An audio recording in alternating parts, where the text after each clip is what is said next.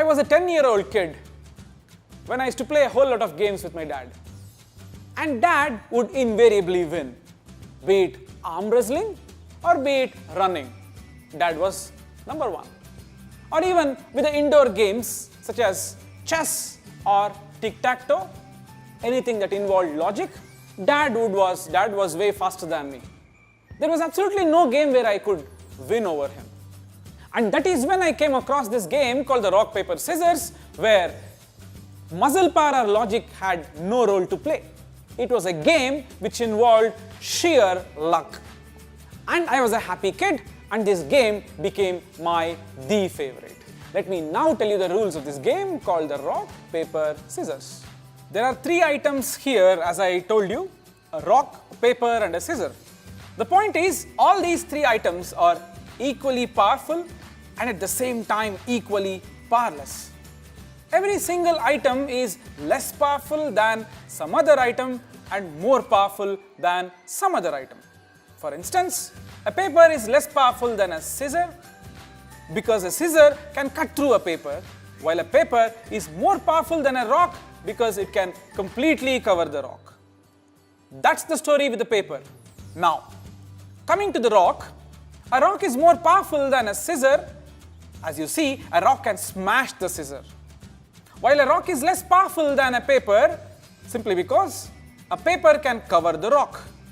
Lastly, a scissor is more powerful than paper as it can cut the paper into pieces, but is less powerful than a rock as stated already. 2 people randomly choose an item and they choose one of the 3 items, rock, paper or scissor. The moment they choose it, they declare it by showing the symbol. A closed fist denotes a rock, a palm for a paper and a V symbol for scissors. Once they pick, they both decide which item is more powerful than the other and declare who wins. As you see, there are several possibilities here. There is also a possibility of draw, please note. That is when both people choose the same item. Let me give you a few examples. Assume dad chooses rock and I choose scissors. Obviously dad wins because a rock can beat the scissor. In case dad chooses paper and I choose scissor, obviously I win because a scissor cuts the paper. And assume dad and me both ended up choosing rock. We call it a draw. Let me enumerate all the cases. Assume dad chooses rock, son also chooses rock. There's a draw. Dad chooses rock, son chooses paper, son wins. Dad chooses rock, son chooses scissor, dad wins. Paper and rock, dad wins. Paper, paper, obviously a draw. Paper and scissor, son wins. Scissor and rock, son wins. Scissor and scissor, a draw. Scissor and paper, dad wins. These are the only cases, as you can see. This is a great game to play, but with time, you will realize that there is actually room for cheating. How do we patch this up? Is there a way to patch it? The course is about the joy of computing. Is there a solution to this problem through programming? Any ideas? Here is a straightforward solution. This is how the interface will look like after I finish coding. The first player is asked to enter one of the 3 numbers, 0, 1 or 2, where 0 stands for rock, 1 stands for paper, 2 stands for scissors. So firstly, the son comes and enters a number and then goes away from the place. The screen is cleared. And then comes dad and he enters his choice of the number 0, 1, 2 based on what is the item that he has chosen.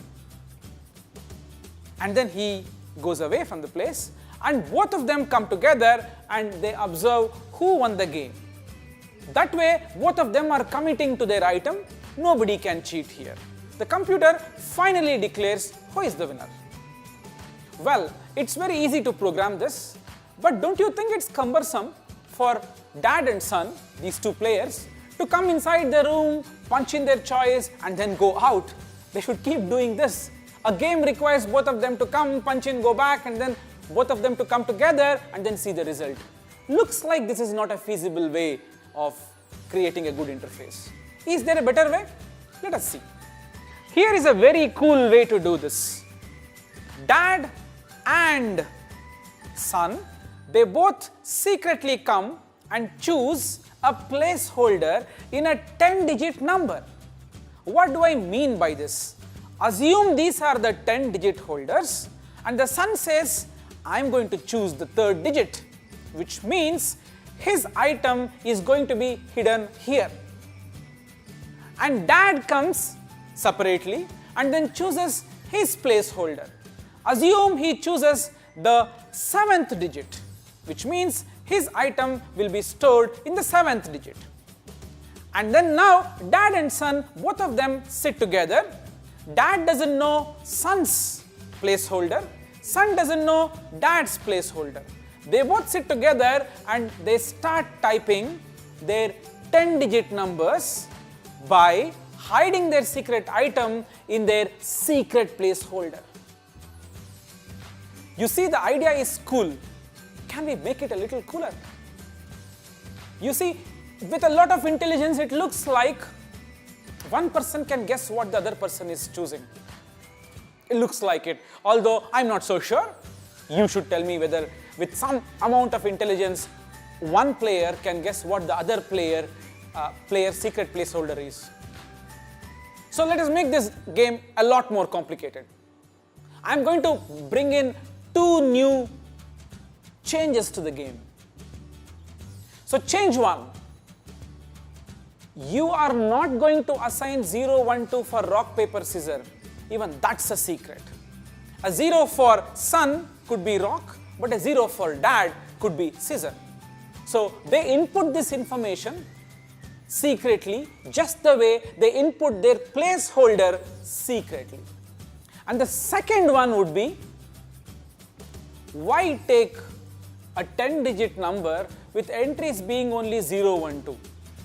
Let us take an ordinary 10-digit number. Each placeholder can be anything between 0, 1, 2, 3, 4, 5, 6, 7, 8, 9.